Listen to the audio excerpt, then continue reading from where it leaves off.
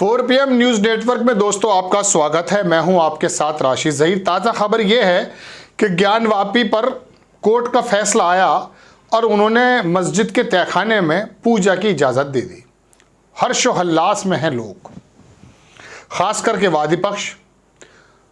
मैं सोच रहा था कि लालू प्रसाद यादव की पेशी अचानक उस वक्त हुई और तेजस्वी यादव की जब नीतीश कुमार ने बिहार के अंदर तख्ता पलट कर दिया। तख्ता पलट इन द सेंस सरकार पुरानी गिराकर नई वाली बना दी। चलिए, उसके बाद फिर मैंने सुना कि हेमंत सोरेन फरार हैं। बताइए, चीफ मिनिस्टर के बारे में इस प्रकार की बात उड़ा दी। उसको भी ईडी की तरफ से कुछ बताया गया, कुछ गाड़ी वगैरह जब्त हो गई। जहन में ये बात आई कि चुनाव के मद्देनज़र ये तमाम एक्टिविटीज़ हो रही हैं। कोई बात नहीं, लेकिन आप विपक्षी दलों को भी परेशान कर रहे हैं बराबर ईडी के माध्यम से, ऐसा आरोप लगता है। अब बड़ी खबर ये आई है, इलेक्शन से थोड़े टाइम पहले 22 जनवरी का प्राण प्रतिष्ठा वाला लंबा नहीं चल पाया तो फौरन ज्ञानवापी मस्जिद वाला मामला सामने आ गया। अब देश में एक नई बहस चल जाएगी और इलेक्शन गुजर जाएंगे, उसके बाद फिर डंडे बस्ते में डाल दिया जाएगा सब कुछ। पहले खबर देखिए कि ज्ञानवापी पर हिंदू पक्ष की बड़ी जीत। कोर्ट ने व्यास जी के तहखाने में पूजा पाठ की इजाज़त दे दी।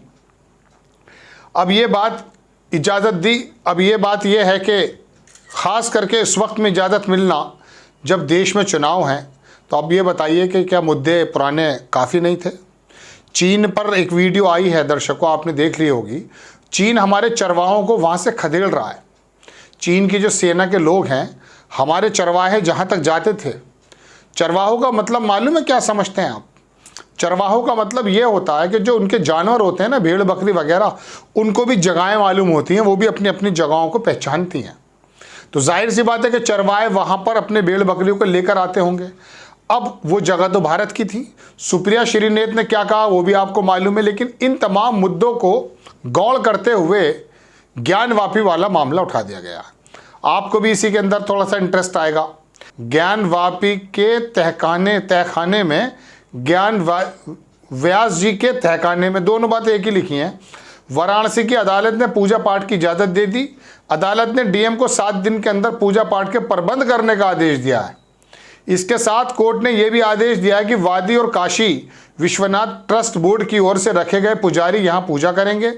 पूजा के लिए लोहे के बाड़ हटाकर रास्ता देने के लिए डीएम को आदेश दिया गया है। पिछले ही हफ्ते अदालत के आदेश पर व्यास जी के तहखाने की चाबी डीएम ने अपने कब्जे में ली थी।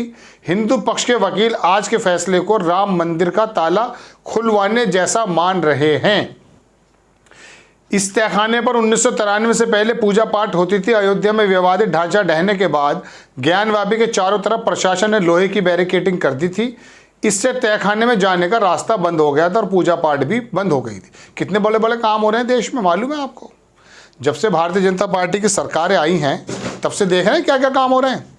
ज्ञानवापी के तहखाने में जो है पूजा की इजाज़त मिल गई। अरे साहब, भारत अब पहुँच जाएगा, अब वो काम कर जाएगा जो अब तक नहीं हुआ था। यही चाहते थे आप लोग। अरे इनके बेवकूफ़ों के चक्कर में क्यों आते हो जो ये नेता हैं? ये नेता तो आपका और मेरा चैन सुकून छीनने के लिए आए साहब।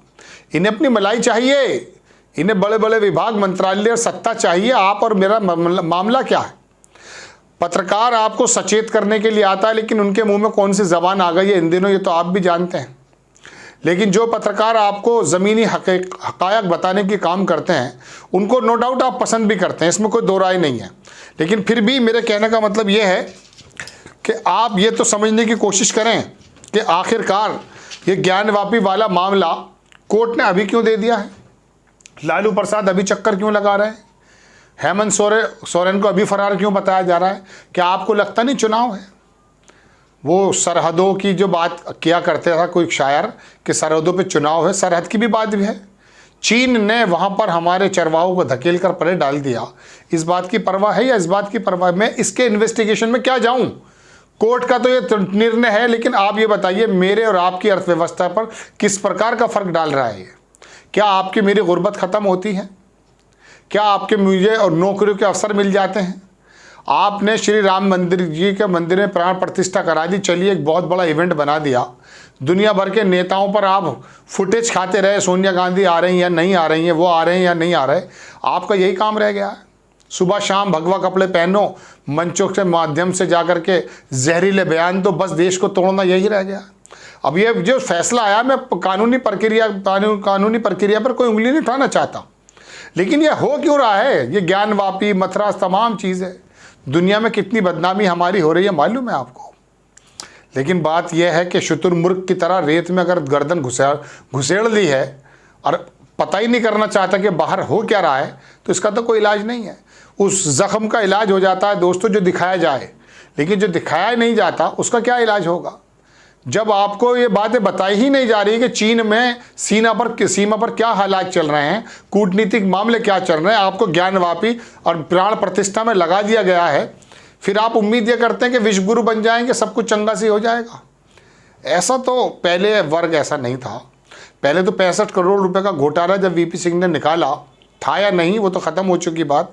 बोफर्स का राजीव गांधी की सरकार आपने छीन ली थी। आप तो ऐसे ज़बरदस्त तरीके के देश के प्रहरी थे, वोट हाथ में लेकर के आप बदल देते थे सरकार। लेकिन अब मंदिर और ज्ञानवापी और प्राण प्रतिष्ठा पे ही वोट देंगे, और कोई देश के प्रति बात नहीं बनती। ये भी दिमाग में नहीं आ रही कि ये किस वक्त ये तमाम मामले खुल रहे हैं, जब देश के सामने चुनाव है।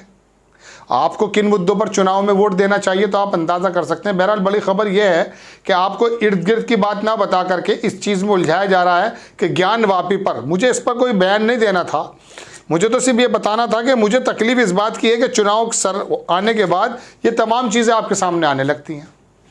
आपको खबर कैसी लगी अपनी राय कमेंट्स बॉक्स में ज़रूर दीजिए। चैनल को सब्सक्राइब कीजिए, शेयर कीजिए। नेक्स्ट टाइम मैं किसी खबर के साथ हाजिर होता हूँ। जय हिंद।